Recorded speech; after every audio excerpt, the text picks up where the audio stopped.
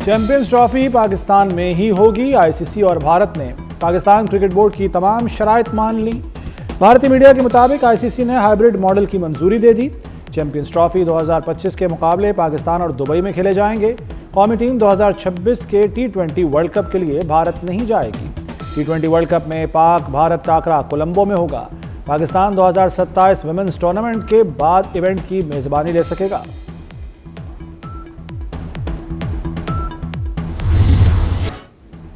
PTI क़यादत के लिए एक और शिकंजा तैयार। रेंजर्स एहलकारों को शहीद करने का मुकदमा बानी और बुशरा के खिलाफ दर्ज। पीटीआई क़यादत ने अवाम को हुकूमत और फौज के खिलाफ बगावत पर उकसाया। बानी पीटीआई के हुक्म पर रेंजर्स एहलकारों को शहीद किया गया। रेंजर्स एहलकारों को शहीद करने का मंसूबा अडियाला जेल में बनाया गया। जेल के कैदी, मुशक्कती और खुफिया पुलिस मुलाजमीन घिनौने मंसूबे के गवाह हैं। घिनौने हुक्म की तामील बुशरा बीबी और अली अमीन गंडापुर ने कराई। उमर अयूब, शेख वकास अकरम और सलमान अकरम राजा ने भी तामील कराई। मुराद सईद, जुल्फी बुखारी, रऊफ हसन, हम्माद अजहर ने मुजरिमाना हिकमत अमली बनाई।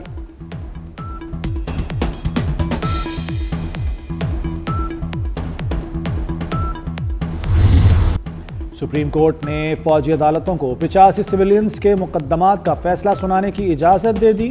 फौजी अदालतों के फैसलों का मुस्तकबिल सिविलियंस के मिलिट्री ट्रायल केस के फैसले से मशरूत होगा।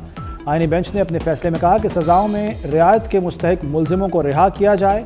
जिन्हें सजा हो उन्हें जेलों में मुंतकिल करें।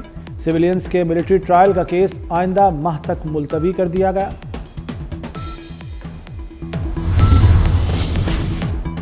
नौ मई से मुतालिक मिलिट्री कोर्ट का फैसला एक हफ्ते में आ जाएगा।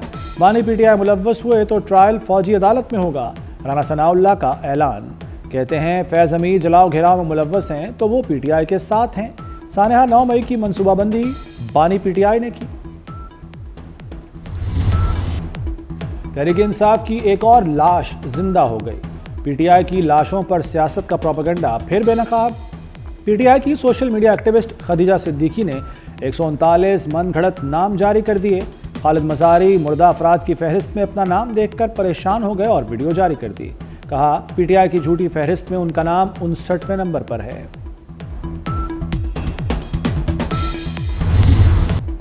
तहरीक इंसाफ का एक और यू टर्न मुज़ाकरात से फरार हो गई। असद कैसर और उमर अयूब ने हुकूमत से मुज़ाकरात ना होने की तस्दीक कर दी। असद कैसर बोले स्पीकर से मुज़ाकरात पर बात नहीं की। बैरिस्टर अली जफर ने कहा कि बानी पीटीआई बहुत गुस्से में है। बानी पीटीआई ने कहा कि ये मुज़ाकरात का तरीका नहीं।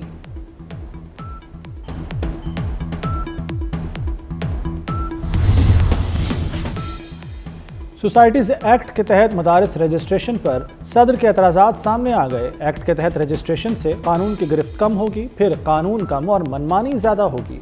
सोसाइटी रजिस्ट्रेशन एक्ट 1860 में दीनी तालीम दाखिल नहीं है।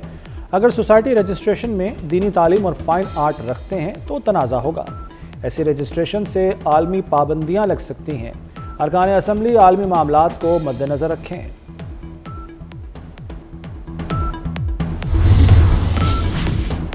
लाहौर को पहला जदीद तरीन स्मार्ट सिटी बनाने का फैसला। वज़ीर आला मरियम नवाज की हुआवे को पंजाब में सरमायाकारी की दावत। नवाज शरीफ IT सिटी में ऑफिस कायम करने पर ताउन की पेशकश। हुआवे के सदर वांग चेंग की वफ्द को तफसीली ब्रीफिंग। मरियम नवाज ने हुक्काम के साथ फैक्ट्री का दौरा भी किया। मरियम नवाज का कैंसर के अद्वियात बनाने वाली कंपनी BGI जेनोमिक्स का दौरा। पंजाब हुकूमत ने BGI जेनोमिक्स के साथ MOU पर दस्तखत कर दिए।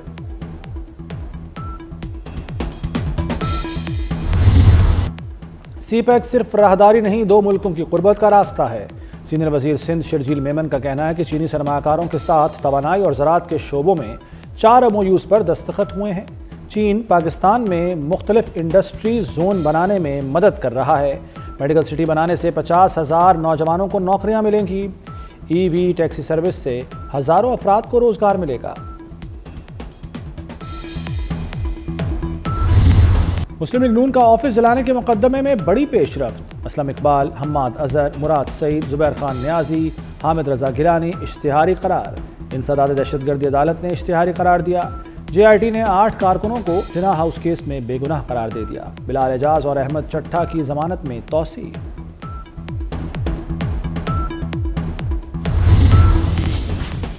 PTI का सोशल मीडिया पर लाशों का झूठा प्रोपेगेंडा। ٹاسک فورس نے رپورٹ وزیر اعظم سیکریٹریٹ میں جمع کروا دی۔ FIA سائبر کرائم ونگ نے مقدمات کا اندراج اور گرفتاریاں شروع کر دیں۔ لاہور سمیت دیگر اضلاع میں 71 FIRs کا اندراج، 30 ملزم گرفتار ہو چکے۔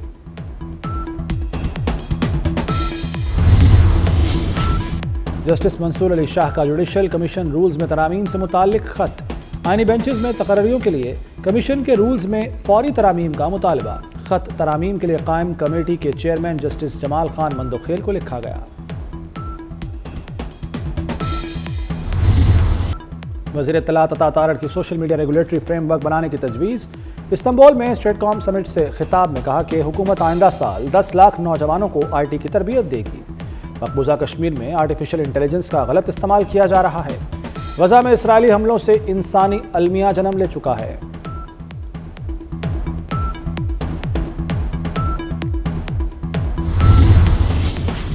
کراچی کے شہریوں کو صاف پانی کی فراہمی، ورلڈ بینک نے 24 کروڑ ڈالر کی منظوری دے دی۔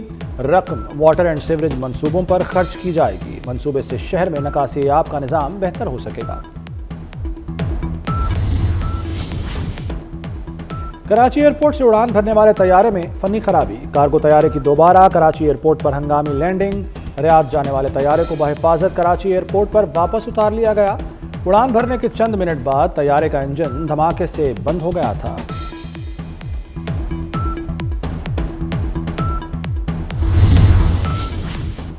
شام میں پھنسے مزید 318 پاکستانی وطن واپس پہنچ گئے۔ بیروت سے پاکستانیوں کو لے کر خصوصی طیارہ اسلام آباد ایئرپورٹ پہنچا۔ وفاقی وزیر احسن اقبال اور وزارت خارجہ کے حکام نے استقبال کیا۔ پاکستان پہنچنے والوں کا حکومت سے اظہار تشکر۔ وزیر اعظم نے انخلا میں مدد پر لبنانی ہم منصب کا شکریہ ادا کیا۔ ملک میں سردی کی شدید لہر، شمالی اور بالائی علاقے برف باری کی لپیٹ میں۔ آزاد کشمیر میں پہاڑوں نے سفید چادر اوڑھ لی۔ برف باری کے بعد وادی نیلم اور لیپا میں حسین مناظر۔ گلگت بلتستان میں اسکردو، استور سمیت کئی مقامات پر برف باری۔ گلیاں، مکانات اور درخت بھی برف سے ڈھک گئے۔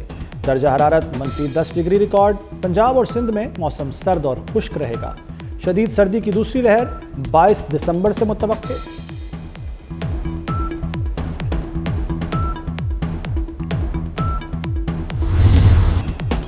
غزہ میں اسرائیلی فوج کی دہشت گردی جاری۔ شمالی غزہ میں رہائشی عمارتوں پر فضائی حملے۔ نصیرات کیمپ پر حملے میں خواتین، بچوں سمیت 33 افراد شہید ہو گئے۔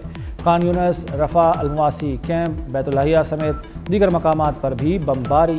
شدید سردی نے فلسطینیوں کی مشکلات میں اضافہ کر دیا۔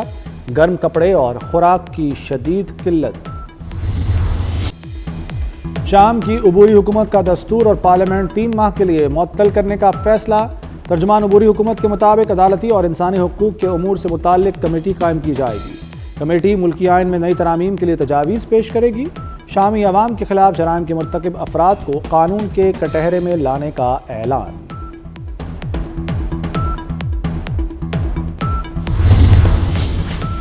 برطانیہ میں ٹیکس کے نفاذ کے خلاف کسانوں کا احتجاج۔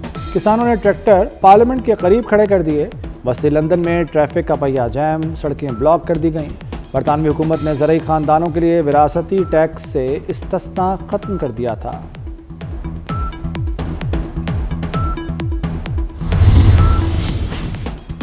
فرانسیسی صدر نے فرانسوا بیرو کو نیا وزیر اعظم مقرر کر دیا۔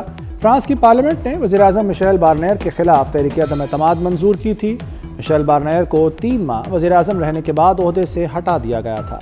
وزیر اعظم نے اسمبلی سے منظوری کے بغیر خصوصی اختیار کے تحت بجٹ نافذ کیا تھا۔